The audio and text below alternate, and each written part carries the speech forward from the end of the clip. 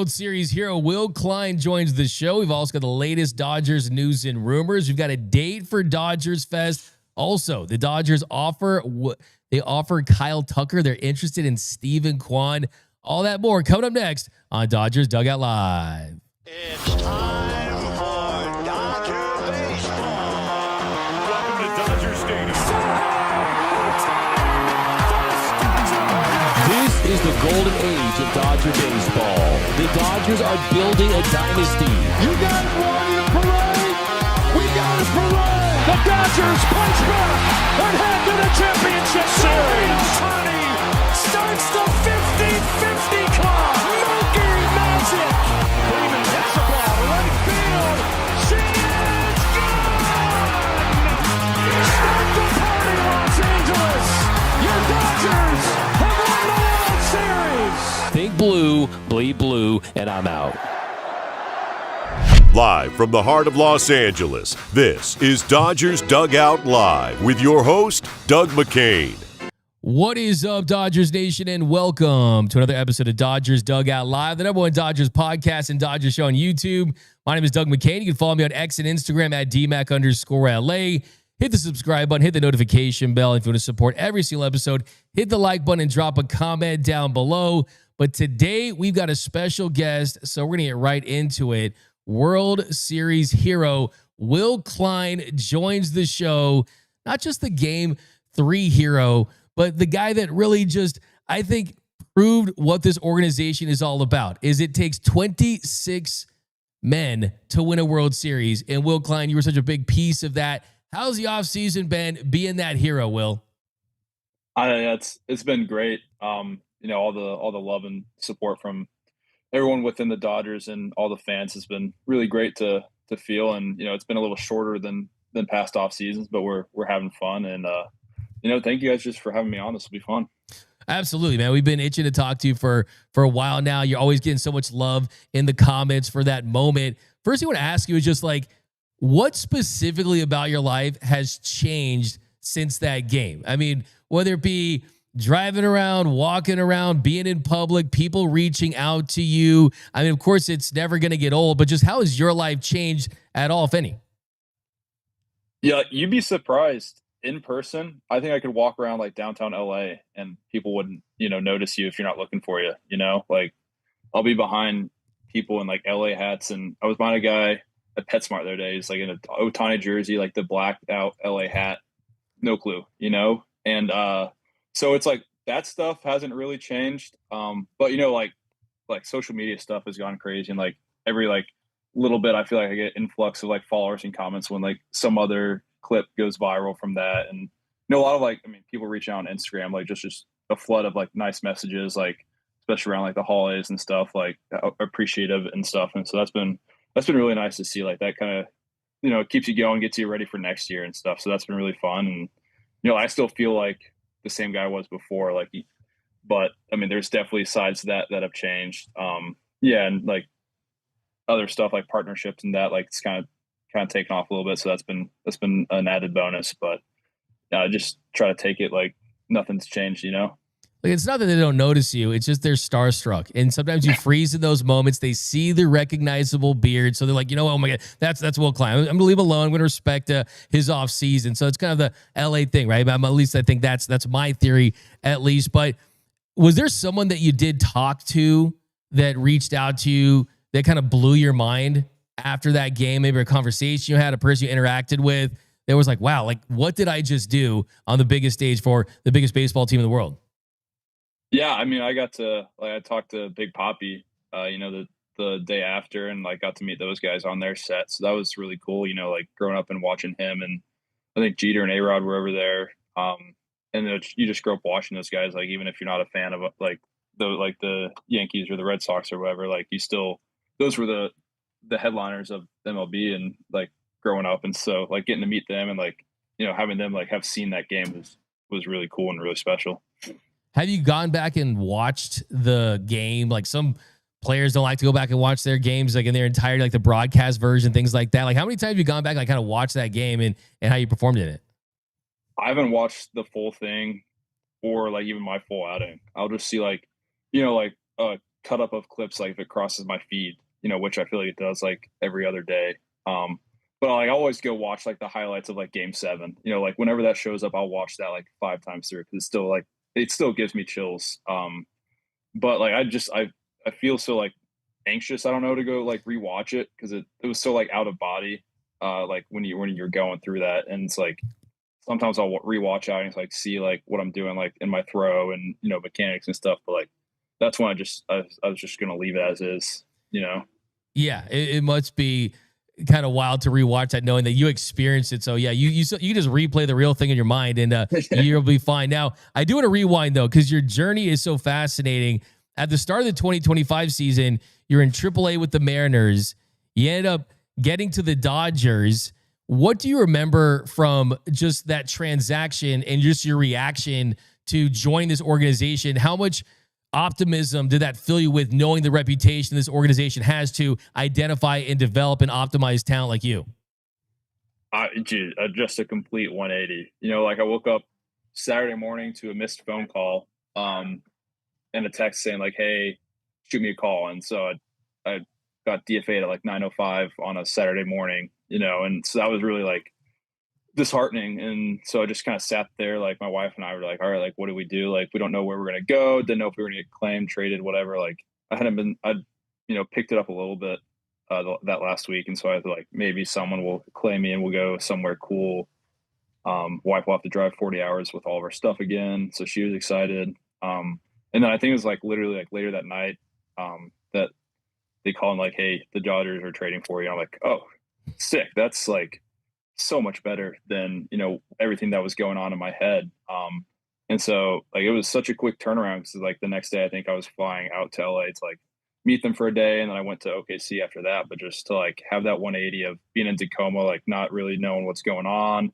And then like getting traded, going to LA, meeting Roberts and, that entire staff and, getting to share a locker room with Ohtani for a day and all those guys. And like just every other legend in that clubhouse was just like, I don't think you could have done much more of a 180 in baseball than that. And so, and then like feeling wanted by another team, like certainly reinstills confidence, but especially when it's the Dodgers. And, when we talked about like what I've been doing, like what the plan was, what they liked, it was just like so much like of stuff that I agreed with and, was excited to try out. And so just, having those conversations with everyone there, like Doc, Pryor, McGinnis, everyone else, it was just like, it kind of reinvigorated me a little bit and, just motivated you to keep going and, getting to see those guys and you want to be on that team every day. And so just an amazing organization. I was really excited to be a part of it.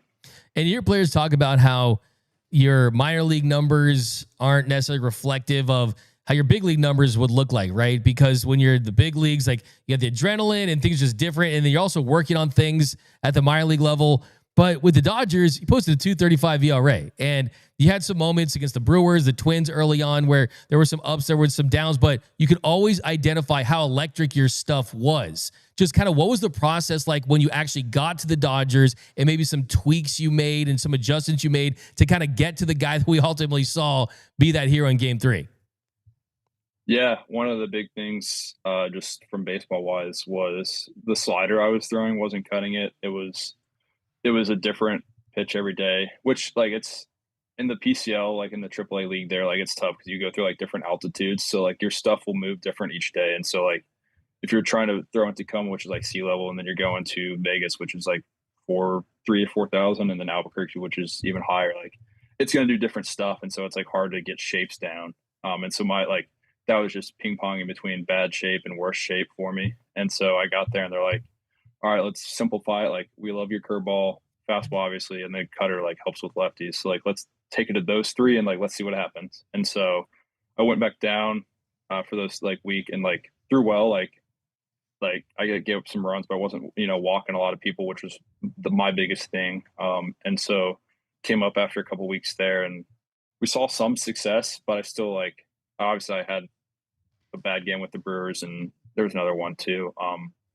Where that was more like of a mental aspect, which we talked about later, but like we saw that there was still room to execute better to righties. And so we're like, what can we do slider wise? And basically all it was I turned my curveball sideways and kind of the way I release the ball gets it to the seam orientation I want it to go left, which I didn't know if I could get a ball to go left that much. And so having that like really helped. And so when I went back down again, like a lot of that was working on slider or sweeper execution. And so that was a big thing from, baseball ops side, like that I was working on, and, just not walking people, which is always a project. And then, like trusting yourself and like believing in like your ability, like was honestly the biggest thing, especially stepping into that clubhouse with all those guys. And so like we just talked about, like, you just got to have the conviction every pitch that you're going to go out these guys and you're just going to, see what happens, because you can't control anything after the ball's out of your hand. And so like, I think we talked about it. And then like, I really like the first true test I felt with that was when we went to Boston and I had 2 guys on or base load or whatever. And, like I was like feeling the conviction, but there were a couple ones where like I got away from me, walked Roman Anthony, whatever. And then, it would have been base loaded with 1 out. And then like, hey, like Pryor came out like, dude, curveball, be convicted. Like, let's get a double play here and get out of it. First pitch, curveball, double play. And so like just having that conviction of like throwing each pitch, like, you're going to beat them, like make them see what they can do against you, like kind of helped. And so when I came back up again, like that mentality of I'm just going to go right at guys. And then in game 3, like especially, like I was just going to keep going at them no matter like what my stuff was doing by the end there. And so that ended up being like the biggest part, I feel like. Yeah. And I think that your success in the postseason is a great example of how just great raw stuff plays up against the best hitters in the biggest moments. How aware were you when you got to the Dodgers, just how that stuff was playing, like stuff plus and kind of things like that? Because if I'm someone like Will Klein, I'm like, hey, I love these advanced metrics, as they tell me that I'm great. Like they'd say that what I bring is a lot different than some other guys bring. How much of it is like knowing like how good that stuff is, and then like you said, kind of getting over those mental hurdles or any like mental blocks? And did you feel like you put it all together and that's going to carry over into this season?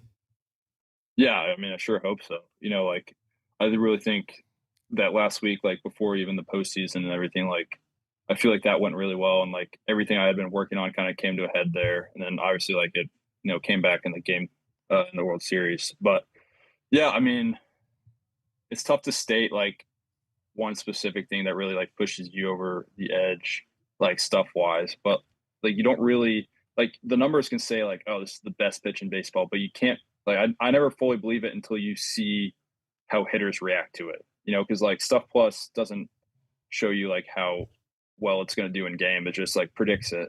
And so like going out there and then getting the results, and like it's just like it's a snowball. Like it's good pitch, and then you throw it well, and then it gets good results, and then the confidence builds, and it becomes like a better pitch because you trust it more. And so it's just like that really helps. And so like getting good outings up there with those pitches that were only getting better really helped, towards the end there. And just, again, like the confidence, like aspect of it too, like that definitely plays a role. Cause if you're throwing a bad fastball with great conviction, it's probably gonna be better than a really good fastball that you're scared to throw, And so like a good fastball with good conviction is even better. And so just getting to that point by the end of the year with, pretty much all my pitches was, a huge part. And, the Dodgers do a great job, like helping guys get there. Yeah, I remember a game. It was, I might not remember this, but it was the Giants game. It's like a Saturday game, and you struck out the side, and you struck out Ramos. And I turned to the guy next to me in the press box, like, dude, Will Klein, postseason roster, let's go. And it just, it was so quick to see that what you were capable of. But I think when you look at what you did in the postseason, it's on a whole nother level. I kind of want to jump back to the process of that. Just those weeks leading up to that. Like, where are you watching games? Who you watching games with? And did you ever in your wildest dreams, when you're watching this run up until that point, think that you would have this big of an impact on this championship? Oh, yeah. The month leading up before it was crazy because obviously like I got optioned in Seattle like with a couple games left. And so like they told me at that point I wasn't eligible for the first 2 rounds. So I was like, okay, like that sucks. But obviously like they had other stuff they wanted to see, and the rosters were already expanding, so there was going to be moves anyways. So I like understood it. I wasn't necessarily happy, but it's just what had to happen to get where we ended up getting.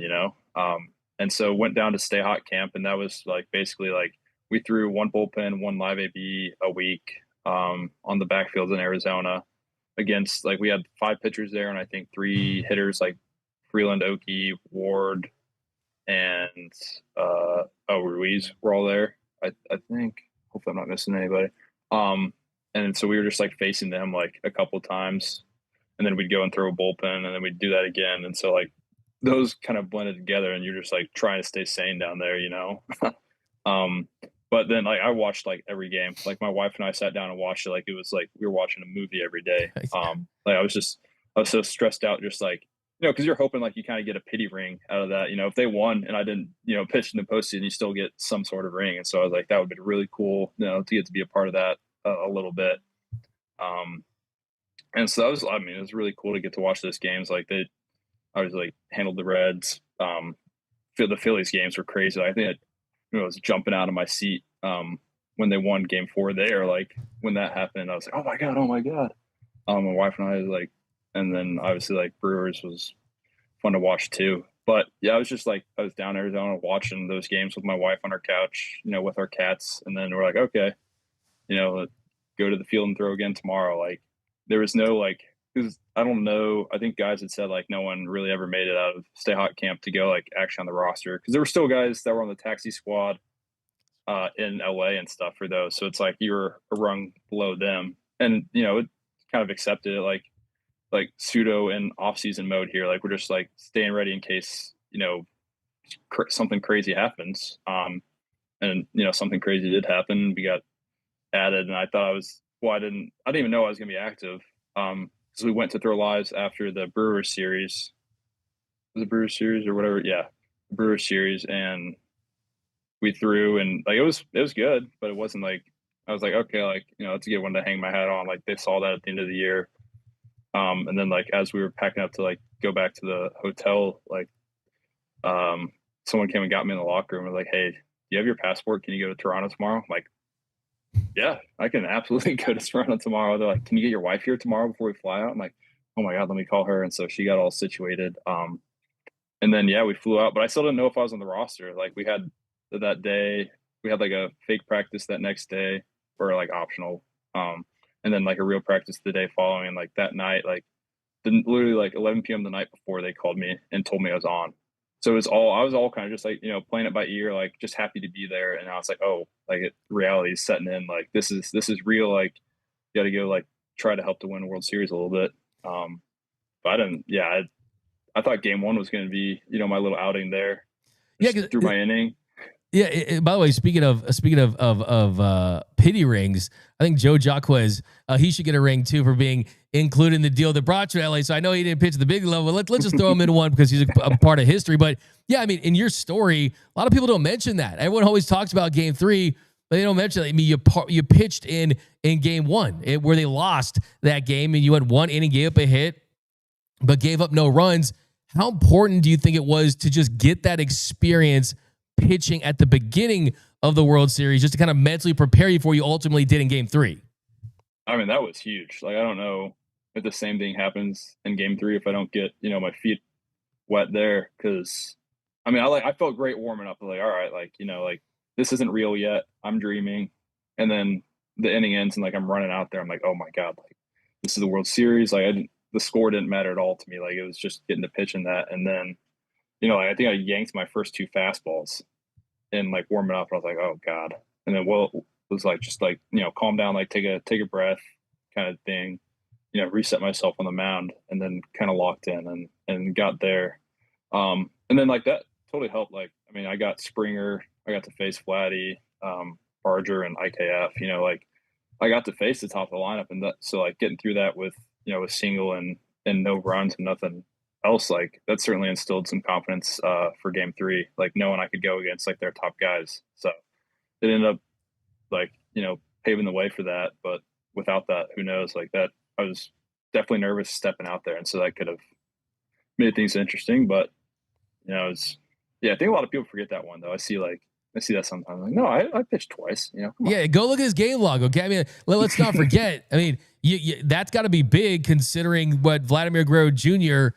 was doing that postseason just to get him to fly out there after you giving up that single to Barge and then you get IKF to fly out. Hey, man, it's like, hey, I'm here. I'm at the World Series. I belong on this stage. Like, how much of that has been a part of your year is not even just the World Series, but like the Dodgers clubhouse, and you look around, it's Clayton Kershaw, it's Yamamoto, it's Tanner Scott, it's like Blake Snell, it's like all these high price guys and then these up and coming guys. Like, how much of that to you is just like, hey, like I belong here with these guys because of my talent, how good I am? Yeah, that's a huge helper. You know, like you do see those guys, and you're like, I mean, they've done so much in their careers. Like obviously Kershaw is just Hall of Fame. Like and a lot of other guys that are going to be, and then Shohei, like the best player ever. And it's like just kind of, you know, trying not to lose these games for him. You know, like try not to mess up, and then be able to go out there in game 3 and like effectively like help them win one, and then, you know, be able to like not make them use Yamamoto there, thankfully, because that would have changed the story. But, you know, to be able to go and like play a big role in that, kind of like it definitely makes you feel like you're a part of the team, like you deserve to be there a little more. And like, especially like for years onward, like always have that in the back of my mind, like, hey, if I can do that, like I can, you know, go throw in spring training games, or like I feel like I can be a part of the team, you know, so that it definitely helps. Yeah, it's got to feel pretty cool that you are linked with Kershaw really forever, because Kersh comes in the 12th inning. It's a bases loaded situation. He gets Lucas to ground to section, that great flip by Tommy Edman, and then you enter the game, and it's a tight game. You come into the game a little later in that game, and you're just putting up zeros. And I think the story is, man, this is in Toronto. Do we have the 10th man, which was Dodger Stadium? Like, how big was that to have 50,000 Dodgers fans have your back? It felt like you were out there together getting this thing done. Dude, that was huge. Like, I don't know if I could have, you know, done that without him. Just like hearing, like after the third out, like each time, like they're going crazy, like, you know, like let's go win a game here. And then like, especially like that 4th inning, like without them and the dugout, like going nuts. Like, I don't know if I would have made it through. Like I could hear them just going like crazy, like cheering, like everyone's like trying to support you. And I was like, all right, the least I can do is go out here and, you know, pitch until I die. And so effectively, you know, and like, especially with that last pitch, you know, like 3-2, those guys, like 2 guys on second and third, and basically like last pitch of the game there. And so like just having that, and I feel like, you know, they made him swing and miss there. So I don't, you definitely can't win that game without him. It's such a huge part of it. Like, I don't think people, like when you watch games at home, you don't feel that. And so like, it just keeps you going, especially like when games get like that. Yeah, I think too. I mean, the emotion that you showed, especially in the 17th inning, when you get that big out, you strike out Heineman, and you're just explosive, and you're kind of losing your mind. And I was getting some Alex Vesia vibes, just like you're out there just losing it, which you love to see. How was the mindset knowing that your previous career high in pitches thrown a game was 36? You ended up throwing 72. Like, what was it like in between those innings, mentally, physically, kind of preparing yourself, knowing that, hey, I got to do everything. Like you said, I'm willing to die for this thing, right? Like, what was that like mentally going back out there and in between innings?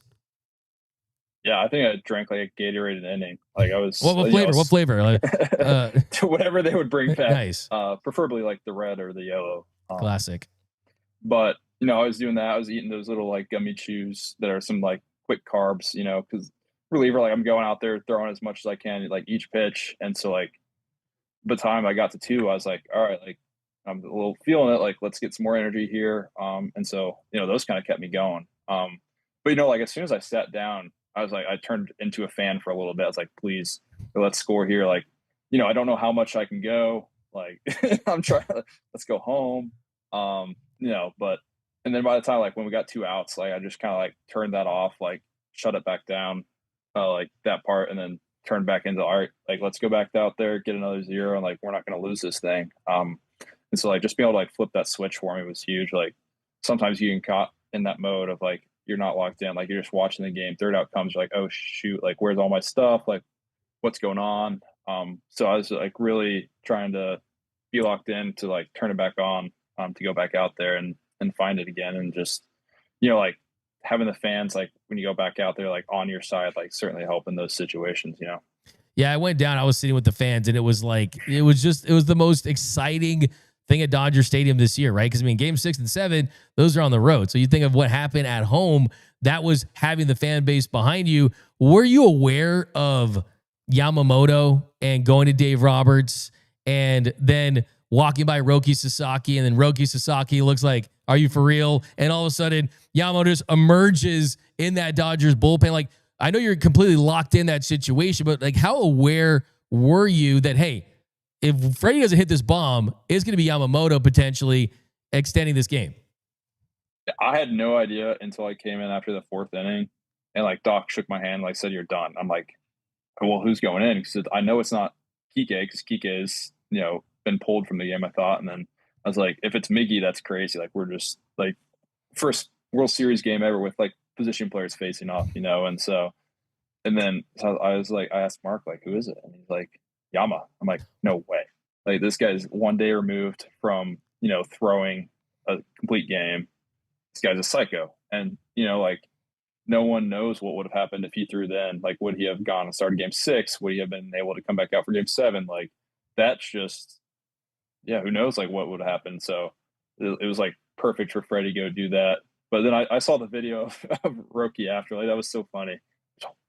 Are you serious? Like, yeah, it's the best. He's just like completely mind blown by that. And yeah, I think that's kind of one of those things where you look at what you did that game. You didn't just help them win a game, you helped them win a series. And you were in game 7 in a way. I mean, there's got to be a part of you that sees what Yamamoto did in game 6 and sees what Yamamoto did in game 7. It's like, hey, like, I played a role in this in some capacity. And you got to take a lot of pride for that. But also, do want to ask you some specific stuff about Yamamoto, because it's one thing for all of us out there, fans, media members, journalists, whatever, say, man, that's so impressive to go on 0 days rest and do what Yamamoto did. But from someone like yourself that goes from 36 pitches to 72 pitches and your arms got to feel tired, just how can you describe as a pitcher who pitched in that series what Yamamoto did in game 6 and game 7?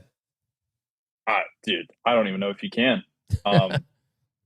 Like, it's just, well, him being willing to go out a day removed from the complete game for game 3, kind of like put that in the back of your mind. Like, this guy's kind of a psycho. And he had a great finish to the year, like a couple like almost no hitters or whatever.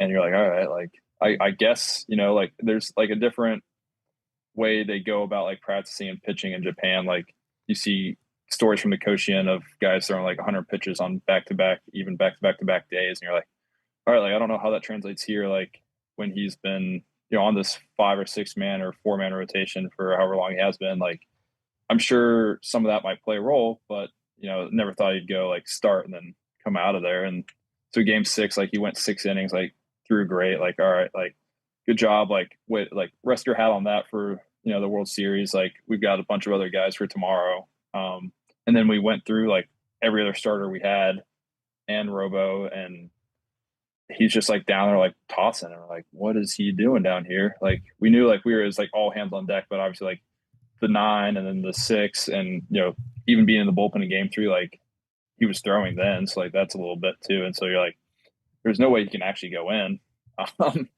And then he like starts like ripping him full speed and like, oh my God, like, Yeah. this is actually happening. And, he goes out there and you do it. But like, if you see like his routine, like day to day, like he does the same thing every day. Like, he's doing all of his mobility for hours and hours before games, before starts, like the javelins, like the little handballs that he throws, like everything is in preparation for like those kinds of moments. And so like, I don't think it really surprises you when you see like every like piece of work he puts in like throughout the year, like day to day. And that kind of builds like throughout the year. But just as like a fan of baseball, like, I was just absolutely amazed and stunned by the fact that his arm's still attached, and 2, like, how gutsy that is to put yourself in that situation.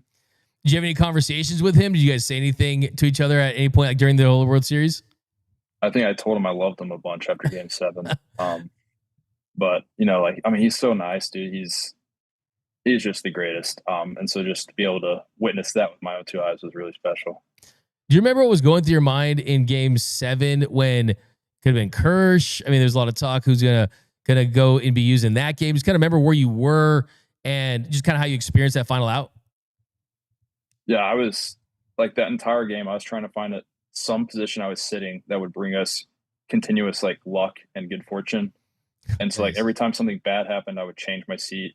And then every time like something good happened, like I would just like, all right, stay here as long as possible, like where I'm sitting or what I'm doing or like what I'm drinking, stuff like that. I was trying to find something that I felt like I could play a role. That's awesome.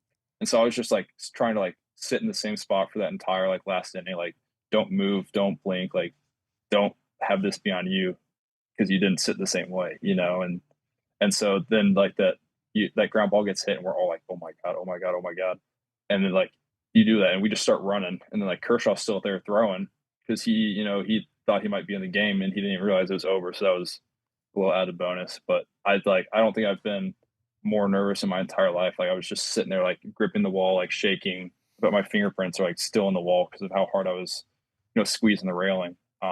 But it was just like an out of body, like I don't even know how to describe it. It was the coolest moment of my life.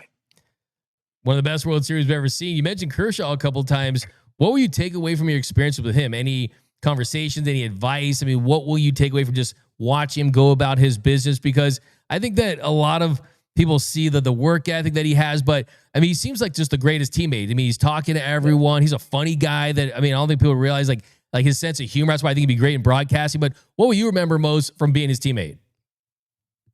I mean, yeah, just like how much fun he has, and how, like, even in year, what was it, 17, 18, of being on the show, like, he still, like, appreciates every day, and just, like, in the weight room and, like, other stuff, like, outside of the game, like, just the work he was still putting into, like, to keep going and to stay in the shape he did and, like, to have the year.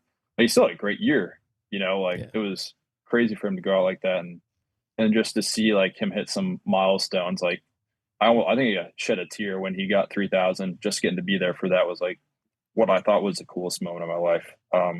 Because like as a baseball fan, like that's a special club, and so to be able to be on the same team and like get to experience that and celebrate that after was really cool. But just like how he goes about it and doesn't make it bigger than it is. Because that's the hardest part is letting the moment get ahead of you, and so just be able to kind of take in how he goes about his day and appreciates baseball was cool. And then when he came down to the bullpen, it was funny because he hadn't done that a whole lot, and so just seeing like him trying to find like what worked for him down there was cool. And then when he first got moved to the bullpen in Arizona, I actually got to play catch with him, so I was the most terrified I'd ever been playing catch, so I was trying not to kill him the whole time, but that was really fun. And so just little moments like that, like just really make you appreciate the guy. Yeah, Luigi pointed that out. I mean, I don't think he gets enough credit for having a really, really good year. Andre Ether was on the show saying he saved the season, making 22 starts and appearing in as many games, and the injuries that the rotation was dealing with to be able to hold it down. And yeah, in the postseason, just having him around and doing anything he can to help the team win. Now, there was that one moment during the game. I mean, that's what was so great about this series is like there was so many big moments and both teams just throwing everything at each other to try to win. But Robleski and Jimenez, that moment, I got to ask you about that again, because I look at that and I laugh every time I see Jimenez and Robleski is such a dog. Like I wasn't trying to throw at you and just kind of going at him. What do you remember from that moment? And what did that kind of tell you about the bond and the brotherhood that exists on this team? Dude, that was so funny because I was just sitting there. I was like, there's no way we're going to clear benches in game 7 of the World Series. You did. I was like, what are we doing? And then like that happens and benches start clearing and Sheehan are like, should we go out there? And then we saw their guys start going and we're like, oh gosh. And we like sprinted down the stairs and like took off out there and like, I don't think I've ran faster in my life.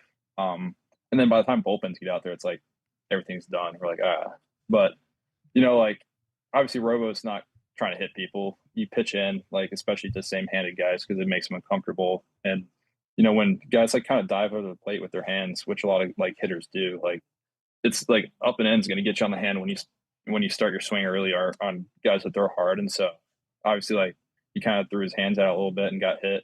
But if you're going to like, you can't like yell at someone. Obviously it looks a little like worse because he went up like a couple of times, but I don't think in game 7 of the World Series anyone's trying to hit anybody, but whatever. It was really funny because you get out there and like they're yelling at each other and like you got guys like separating Robo from Jimenez and then out of nowhere, like people start yelling at the outfield. And I'm like, what's going on over there? And then Hoffman had come in and was like also yelling at Robleski. And then we got guys yelling back at Hoffman. And I was just like sitting there like, this is just, it's just like kind of funny that this is happening like in games from the World Series. You know, like I just got here. Like this is, I thought it was kind of funny.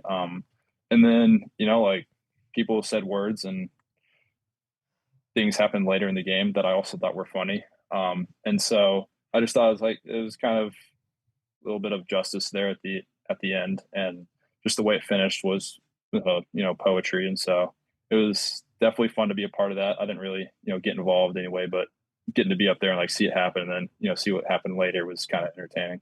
Follow up, which things later in the game were funny? I thought Miguel's home run was hilarious Because of the interactions there? Yeah, I saw the breakdown of it after too. I didn't realize like he was yelling at Robo. I thought he was yelling at Miggy for a second, but Miggy was just, you know, backing him up. And, you know, like that's what happens when bench is clear. Like someone gets mad, other guys get mad at that guy, and then everyone's mad now. And so I just thought, like, I remember thinking like when he went up, like, oh, like Hoffman was yelling at Miggy, you know, Miggy's going to go do something cool here. And then, you know, like, that's amazing. Like you can never tell me that did not impact that home run, right? Like there's had to be like, even if like a small spark, like maybe if you're just putting your subconscious back there and your eyes kind of light up, and then it's just like you said, poetry. It's so fitting that that's kind of what happened there. Yeah. Like, I don't think you can write that up, you know, like it's just, you know, some things come back and like you know, everyone's had it happen to them. Like you say something and, you know, it comes back and you're like, like probably shouldn't have said that. Like it all comes around.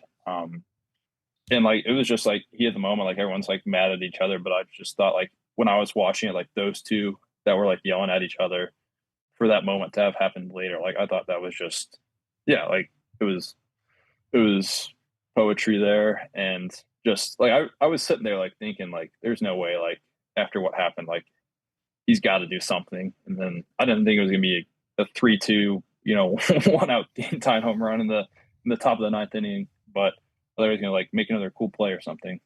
He did make another cool play as well, but you know, it was cool to be able to see him have that moment, like with that as well.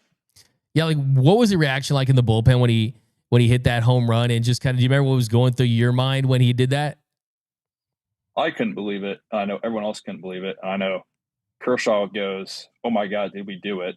And so it's like no one really believed what was happening. Because everyone like you know, we have Ohtani up next, and so like you got to protect that a little bit. Like you're trying to stay in zone there because you don't want to let Ohtani, you know, bring him in or take the lead with the home run or anything. And so it looked like he was sitting on that slider and he just went and got it. And we're like, oh my God, like we had to make sure like we saw it land in the bullpen, or like the guy that caught it, like we had to make sure we saw it actually go over the fence before we started celebrating. But like it was just like the whole bullpen was like, oh my God, we did it. And like when that happened, you felt like we were going to win the game, you know? And so it was just such a relief because we've been like fighting back. Like it was 3-0, then 3-1, then 2-3, but then they scored and made it 2-4. And then you're sitting like, oh, like that was our chance. Like we were pulling it back. And then Muncy goes and hits that home run. And we're like, oh, like that's interesting, you know? And it was a tank that was off like the sign that said like ready for October or ready for November baseball or whatever. I thought that was funny. And they were like, oh, like that, you know, that could make this closer. Like we've like 95% of our home runs in the postseason were solo shots. So you're like, okay, like just one more of those and we're good. And so like without that home run, we don't get that moment. But yeah, when that happened, I'm like, oh my God, like we all felt like we just won, and we had to sit there nervous for like 3 more innings. That's the thing. I mean, you hit the home run, like, oh wait, now Will Smith's gonna hit a home run, and then Miguel Rojas has to make an incredible play to make IKF not score, and that there's just play after play, and then the double play, Kirk Mookie gets the job done. You guys are World Series champions. I want to know about the post World Series locker room party action. Like how incredible! I've obviously been in some of those, but I've never like been you guys with the goggles, drinking the beers, and all this cool stuff. Like how much did that live up to the hype for you as far as like the joy doing this thing with your friends and your brothers out there, winning a championship in the style and the fashion you did? Just what do you remember from the locker room celebration? I remember really like Kershaw, you know, just talking and like how appreciative he was, like, and thankful like for everything, like, and just like what a good way to, you know, have a guy go out like back-to-back World Series, like greatest I mean, one of the greatest ever to do it, and just be able to like send him off like that. It was just like really cool. And so just those moments after, and then you pop the champagne, like everyone's like just going nuts, and everything that goes along with that was really fun. Like you see it on TV and like guys goggles, and you're like, all right, kind of looks stupid, like you're just soaked in beer, and then you're the one soaked in your beer, and you're like, I love this so much. This is so fun. Like, let's keep doing it. And so it was great. And then just it's about like be able to celebrate like with the guys you did it with, and like that's the biggest part of it. Like doing it with each other and like for each other. Like it's so special. Like especially when you have like a good group of dudes like that. And so that's like the moments I'll take away from that. Who partied the hardest? Oh man, I don't even remember. I think there are a couple candidates. I know. Yeah, I don't. Dude, after that, I think everyone partied as hard as they could. Everyone's at a 10. Everyone's at a 10. I love it. Now Maybe, you kind of talk about that, like winning with your brothers and having a special purpose, a special meaning. You had players wearing 51 on their hats for Alex Vesia and everything that he's been through, and he's so beloved by Dodgers fans. Like, how much of that kind of played a role into just, hey, let's go out there, let's win this championship, and just how much was he in your guys' thoughts during this run? Yeah, the whole time. Like obviously, like we did that in support. Like that's such an unimaginable hardship to go through, and like there's things bigger than baseball. Like there's so much worse than going out there and losing a World Series.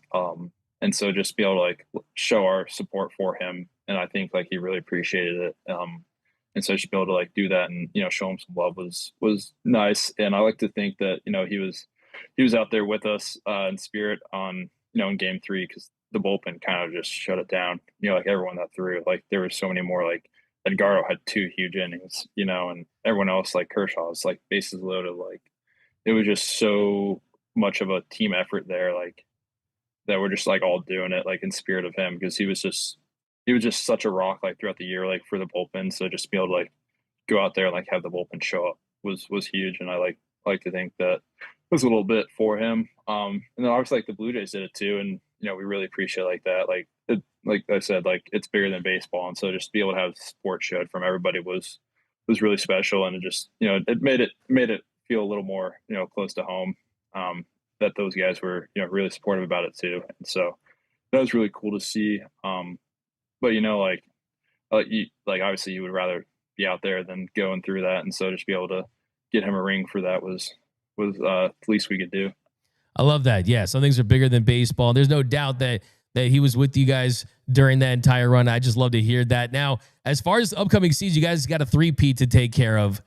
For yourself, just building on what happened in the postseason, just carrying over that momentum, what are the goals for this year as far as the start there? I mean, is it, hey, I'm in that bullpen, I want to help this team any way I can? Is your goal to make that opening day roster, just really be a part of this club moving forward?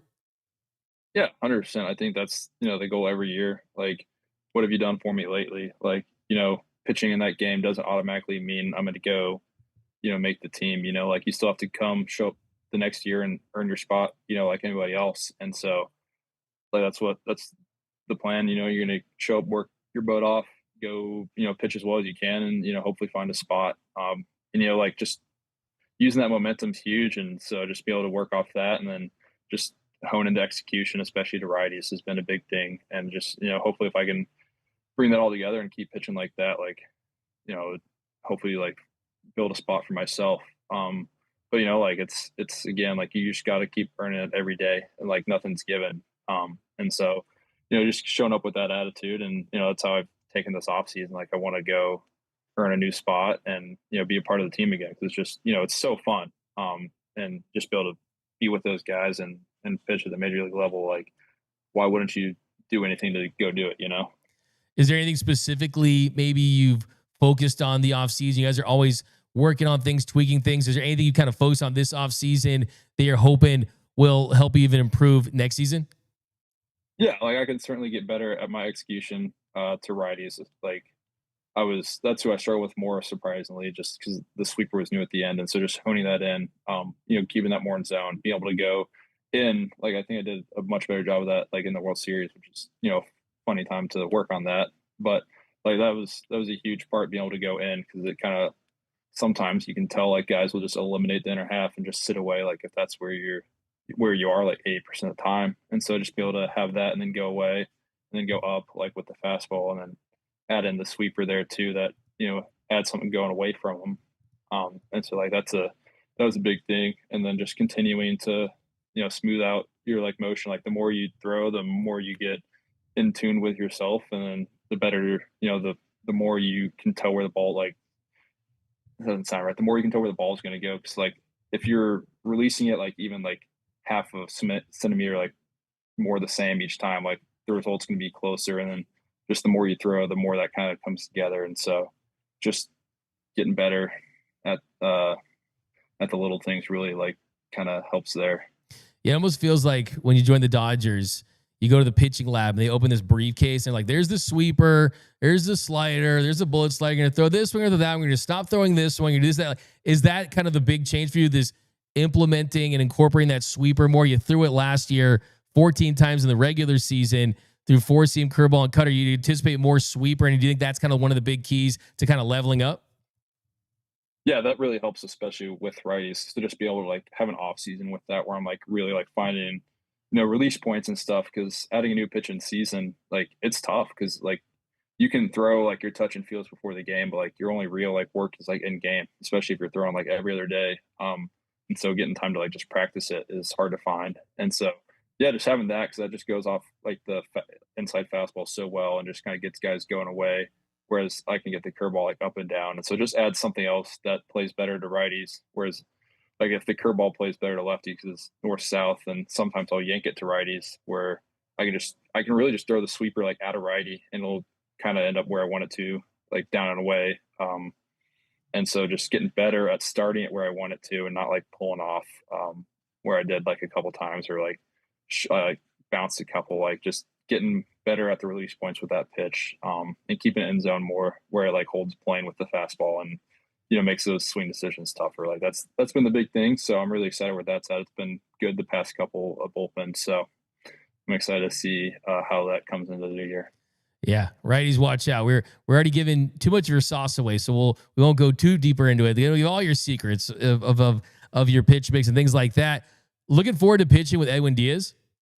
Yeah, I'm so excited. I've only heard good things too. Yeah. I was talking Seawald Trains, and he's saying how like good of a dude he is, and no one's ever had anything bad to say. And so that's a huge part too. Like, dude's an electric pitcher. Like, obviously, no one's gonna argue that. But guys that come in and fit into the clubhouse and are just like good dudes, like that's what you really want. And so it's exciting to hear like how great he is on that side. And dude, he just throws so hard. It's so sick. Yeah, no, he's nasty, and that place is going to be jumping. I mean, you got Shohei and Mookie and Yamamoto and Freddie, and then Edwin Diaz closing out games. It's going to be a party at Dodger Stadium all season long. All right, Will, before we get out of here, we got some fan questions. It's Ask a Big Leaguer. God. Oh, there's your cat. There we go. Oh, he just climbed up my back. Oh, nice. God. That's got it hurts so bad. Hey, what's up? We got a Dodger. We got the cat. This is gonna be the rally cat, man. We got the rally cat all season for sure. I love it. This is the Dodgers' new mascot. We had a coyote at Dodger Stadium over the weekend. Now we got a cat on the Will Klein. How does a coyote get into the stadium? My fear was it was looking for decoy. I was like, get that guy out of here. No. Keep away from decoy. But first fan question is from Alex Ochoa saying, did you keep the ball that was used in Game 3 in any way? No, I don't have anything from... Your cleats are at the Hall of Fame. Your cleats are in the Hall of Fame, right? Glove. The glove. Yeah, that's pretty cool though. They asked after that if they could have it like after the World Series was over. I'm like, dude, absolutely. You guys can have anything you want. But that was really cool. The fact that that'll just be there forever, or as long as they have that up. And I think that's like the coolest thing to take away from all that. I should have retrospectively, I should have absolutely kept something from Game 3. I was just so excited we won the game though. That I was just like forgot to get any keepsakes. But after the World Series, I got like some cool stuff from guys, so that kind of makes up for it. Oh, really? Like what kind of stuff? I just got like team signed ball and got like some other people to sign them. It's like it's cool to have those as little memorabilias and like jersey and stuff. So just all little like things from the World Series. You're getting the World Series ring, man. Diamonds are forever, right? It's the most That's pretty important thing. sick, yeah. That's going to be the best thing. Okay. Next one, Joe Magazzini. What was your first car? Oh, it was like a early 2000s minivan. I don't remember what it was, like a Chevy minivan. That was my mom's old car that I got, and I drove around high school, and it didn't have the gas meter didn't work, so I had to like count how many miles since I had last drove and calculate how many more miles until I was empty, and like hopefully not run the car out of gas. And so that was fun. I had that in most of high school. Hey, man, you got the minivan. You got to drive where all the friends want to roll through. I love that. Okay, a couple more here. This is from Alex Ochoa. He says, can you ask Will Klein, who is his biggest road dog on the team? Who is his A1 homie? This is what he says. I guess if you had to pick one guy on the team you would call as your road dog, who would you pick, Will? I'd say Dreyer and Sheehan are the best. You know, it's important to have, you know, some other rookies that, you know, kind of help show me the way, and especially, you know, like help me when I first got there. So those guys were huge, and just getting to hang out with those guys more was great. They helped me assimilate to the team a little bit. I love it. Well, last one here. What is your best piece of baseball advice that you've ever received? Yeah, I would just like, it's so simple, but it's so dumb, but it's the most true thing. Like, just have fun. You know, like if you're out there like not having fun, like what's the incentive to get better? Or like what's like, why are you playing if you're not having fun out there? And you know, like it's still a kid's game. Like, go out there and just play it like one. Just obviously, like there's a billion more percent more pressure now, and you know other things on the line. But if you can't like step back and, you know, view it through that lens, like you're only going to put more pressure on yourself, which you don't need. And just like slow it down. You know, just, if you let the game speed up on you, it's only going to steamroll. And so just be able to like slow it down and, you know, take a breath and take it one pitch at a time. Love it. By the way, a lot of people loving the cat in the chat. By the way, a lot of people saying who's yours? They want to know who you got in that. Is his name Mango? Yeah, his name's Mango. He Mango. really loves shoulders. So I thought I had shut our door so he couldn't get in. But he'll just like climb up your back with claws and no regard for your safety. I love it. Okay, this last one from Daniel Cesar. What are you thinking about in terms of your walk-up song coming out of the bullpen this year? He says, good luck this year. You're forever a Dodgers legend. Any changes to your walkout song this year, Will? So the past couple, well, it originally was Do You Want to Taste It from Wigwam, because I really like Peacemaker, and I thought that was funny, like in Double A and stuff. And then I changed it to Brain Stew, which I really liked. It's one of my favorite songs, and so I'd use that when I was with the Royals, and then when I got traded to Oakland, like that would help because I think they're like a Bay Area Blink-182, or they're a Bay Area like band. Oh, sorry. And so like everyone there liked that, and I would like it kind of gets me going. And I get here and Sheehan's using Brain Stew, and I'm like, oh no. And so then I was like, all right, like War Pigs is kind of cool. Like I like that song. And then I forget who said it, but it like came on one day, like when we were lifting, shipped up to Boston. And they're like, hey, you're Irish. Like it's Irish jig, you know. And so I used that for the World Series, and I don't think I can really change it now.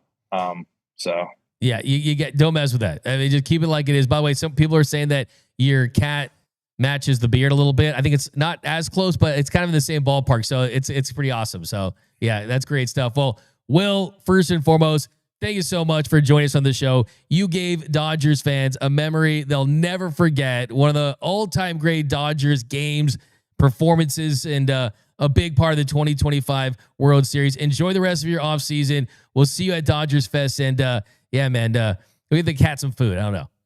Yeah, he's probably ready for dinner. Yeah. Awesome. Well, thank you so much, man. We'll check in with you at spring training. Yep. Thanks for having me on. Appreciate it. Awesome. You got it. There we go. Will Klein, man. That guy's amazing, man. I still think that my favorite thing about the 2025 World Series is you got the Shoheis and the Yamamotos. You got everything, every type of player, from bullpen to position player to starting pitcher, reliever, guys that weren't on the open day roster, guys that weren't on the NLCS roster. You had Miguel Rojas didn't play for a good portion. He gets the big home run. Will Klein, he contributes like he did in game 3. So it was just an incredible series for that. It's just those extra layers to it. And he told some really awesome stories. And yeah, I think he could build on that success. I think that, I mean, you said his goal is to be a part of this bullpen, right? He's not going to be this guy that is just remembered for game 3 of the World Series. I think he's going to be remembered for a really nice career out of the bullpen. So a couple quick updates. We'll give you something on Kyle Tucker. The latest on Kyle Tucker is that the Mets have offered him a $200 million contract, $50 million per year. Our friend Bob Nightingale, he reported the Dodgers have made him a huge shorter-term offer, which isn't any surprise at all. The question is, how close do the Dodgers get to the Mets offer at $50 million AAV and $200 million? And what does Kyle Tucker prioritize? Does he want to get paid a little more money on a shorter-term deal with the Mets? Or does he want to get paid a little less money and win a world championship with the Los Angeles Dodgers and potentially put himself in a better position to sign a longer-term deal? I think those are kind of the big questions that he has right now. And we'll see what the Dodgers do. They're not going to be desperate. They're going to be patient. They're only going to sign Kyle Tucker on a deal that makes sense for them. I wouldn't say this completely rules the Dodgers out for Tucker. I think you could actually make the case that it increases the likelihood because he is clearly seriously considering a shorter term deal. And the Dodgers, they're a team that certainly have the financial muscle to give him a big time contract that even if it's a little less than the Mets, I think he'd make up for it because you'd have more success with the Dodgers. He's guaranteed the postseason with the Dodgers. And if you're LA, remember, you did sign Edwin Diaz, so you already have forfeited the draft picks by signing a player that was extended the qualifying offer. So with Kyle Tucker, you're in the clear there. That's another benefit to going after that. There's another rumor, too, about my man Klein from the Incline podcast saying that the Dodgers are interested in Stephen Kwan if they don't sign Kyle Tucker. Now, we've talked so much about Stephen Kwan. We've heard the rumors for months, for years at this point, and the only caveat that is a head scratcher for me on Stephen Kwan is just the fact that, yes, he can hit for contact. Yes, he's a great outfield arm. Yes, he's under team control for another couple of seasons, so you would give him for a couple years. But he's only an elite outfielder in left field. So if you were to trade for Stephen Kwan, does that mean you're reconsidering trading Teoscar Hernandez, or are you keeping him in right field? That's kind of the issue I have. If the Dodgers don't sign Stephen Kwan, they got to immediately pivot, right? Is it Cody Bellinger on a shorter-term deal? I think he ends up with the Yankees on a 5 or 6 year deal. Does it mean Harrison Bader's a possibility? Or do you explore the trade market for Stephen Kwan, Brendan Donovan, Lars Nootbaar? Is Luis Robert Jr. an option? I mean, is Wilyer Abreu, Jarren Duran an option? So they're going to add an outfielder. It's just a matter of time, and they're playing this thing the right way. All right, guys, so that's going to do it, though, for this episode, this special late afternoon primetime episode. Let's give a shout out to Noel, who's producing his butt off over there, doing his thing. Rob Dog too, man. Rob Dog in the back, man. Hey, man. Hey, Will Klein was rolling, right? So we let him roll. He was killing it, man. And my favorite part, we're gonna have to post that when his cat hopped on his back. Bro, that was so funny. When the cat hopped on the back, I was like, for me, I'm allergic to cats, so I almost started like. I almost started coughing. Well, see, there's a thing. You're allergic. I'm scared of cats. I almost left the studio. You're scared of cats? I'm scared of cats. So you're a scaredy cat. I'm a scaredy cat. Yeah, see, Rob was going to have to jump in because I got a little scared. So fun fact, you know what's funny? I'm scared of snakes. Really? I'm scared of snakes. Well, I mean, damn, I think a lot of people are. I went to Hollywood Boulevard and I paid someone that has snakes. I paid them money to like hold their snake, and the snake... Like I was doing it to try to like overcome my fear of snakes. You know what I'm saying? And basically I paid this dude. It was a big yellow like python. And I'm like, okay, cool. And then I'm thinking to myself, like, why am I paying like random people on Hollywood Boulevard to use their snake? And he gives it to me and it starts wrapping around my face, starts going around my neck, it starts licking me. Yo. And I'm like, sir. And he's like, I'm sorry. It's out of control today. I don't know what's gone into it. His name was he called the snake Shirley, the snake. And I'm like, get this off me, dude. And like, he did get the snake off me, and I didn't even get a refund, which is messed up. Yo. And so it kind of made me all free. I need to see the new Anaconda with like Jack Black, because apparently it's like a comedy, right? Yeah, I heard about Yeah. that. Give me the Ice Cube version of Anaconda, by the way. Give me the Anaconda. Hey, the homie Roseman Carino always wants to know your UCLA stories. They said D-Mac with the crazy UCLA stories. That was it. Hey, man. I can write a book, man. Rose McChris says D-Mac about to go in and out after a long day of work. Yeah. I mean, I was going the snake was going in and out of like my arms and it was crazy. Why are you scared of cats though? All right. So like I've told multiple people this, but they're just like sneaky. You know, they arch their back. They can jump like 9 feet in the air. They kind of, you can't walk them. I don't know. Like I know a lot of people love them. I don't have anything against people that like them. I just personally like, I get creeped out. I feel like they're going to like just go on top of my couch and like try to like scratch me. I don't know. Dogs, here's the thing. You always know if a dog likes you or doesn't like you right away. A cat, you don't know for a little bit. Just they're too sneaky for me. No, they're sneaky, they're sketch. They hold vendettas. Exactly. I don't know. Grudges. Rob, what animal do you hate? I'm not a spider guy, man. I hate spiders. You know what I'm saying? Spiders, nah. Cleveland spiders. They should have had that instead of the Guardians. Spiders are pretty scary too. But like, dude, I went to Petco over when we were like the winter break to I was at my mom's pad up north, and I walked down the snake aisle, and I was literally like I was yelling. I was like, get these snakes out of this store now. You know what I mean? Like, get these yeah, no. You remember that one White Lotus episode? Yeah, where he let all the snakes loose. That freaked me out. Yeah, I'm like Indiana Jones, man. I hate snakes, and but some snakes aren't that scary. Like the Diamondbacks, like the D-backs aren't scary. Like that's not scary at all. Those even with Nolan Arenado, Aaron Washingtonato, what do we call it? But yeah, not afraid of everything. But all right, guys. Claudia says I'm over with Kyle Tucker, Bo and Belly. This has dragged on long enough. You speak for all of us. Get a deal done. Sign already. You're not Shohei Ohtani, okay? You're not Juan Soto. Sign a contract, please.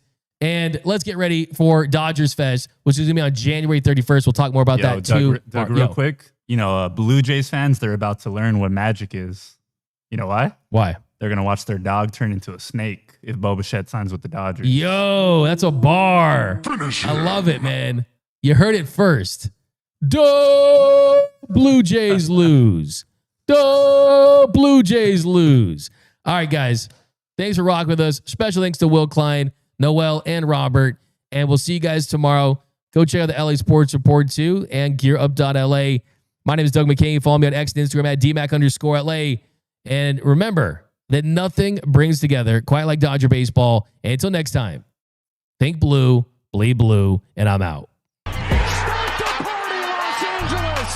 Your Dodgers have won the World Series! And when the upcoming winter gives way to spring, rest assured.